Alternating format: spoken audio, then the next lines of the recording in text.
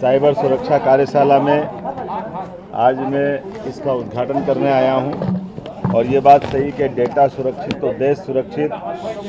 आज सबसे मूल्यवान संपत्ति है तो वो डेटा है। समय की मांग है डिजिटल सुरक्षा, साइबर सुरक्षा, डिजिटल प्रोग्रेस की सुरक्षा का ये कवच बनाने की अत्यंत आवश्यकता है। ऐसे में हमारी सरकार के द्वारा सभी विभागों के लिए माननीय प्रधानमंत्री जी ने देश भर में हर राज्य से ये अपेक्षा की है कि वो राज्य के अलग अलग सारे विभाग अपना डेटा सुरक्षित करें। भविष्य में इसमें किसी प्रकार की त्रुटि होने पर भारी पेनल्टी भी लगाएंगे और कुल मिलाकर के राज्य के नागरिकों के लिए या समाज के लिए, सरकार के लिए कोई हमारे देश के दुश्मन इस डेटा का उपयोग न कर पाए या उसका मिसयूज दूसरे प्रकार से न हो, उनके साथ व्यक्तिगत रूप से भी ठगी की कोई घटना न हो। इस सब के लिए सब आवश्यक है।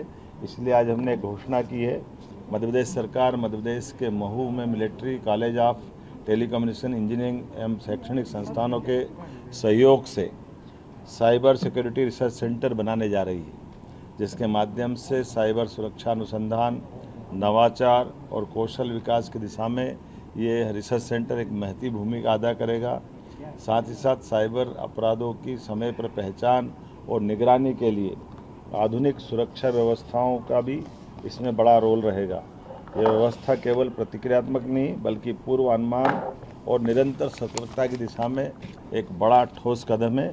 मेरी अपनी ओर से राज्य के अंदर फिर मैं आपसे अपील करूंगा कि साइबर अपराधों से, साइबर ठगों से समय पे बचे और सरकार की व्यवस्थाओं के माध्यम से त्वरित गति से वो सब करे जिसके लिए सरकार ने आपको सूचनाएं दी है। मेरी अपनी ओर से नगर में आज आप गए थे, आपने काफी लोगों से मुलाकात की है सर, वो वहाँ बाइक नहीं है सर, ई बाइक भी चलाई प्रधानमंत्री जी का। सर आज आपने देखिए, यशस्वी प्रधानमंत्री का 12 वर्ष का समय चल रहा है और ऐसे में अलग अलग प्रकार के वर्गों से संपर्क करने का अभियान चल रहा है। ऐसे में मैं राज्य भोपाल में विधानसभा भगवान दास सबनानी जी की विधानसभा भवन के पास भीमनगर में गया था।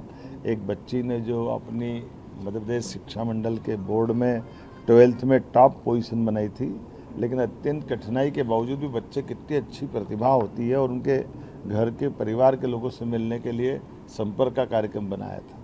ये बात सही कि गली छोटी थी तो ई बाइक पे चलाई।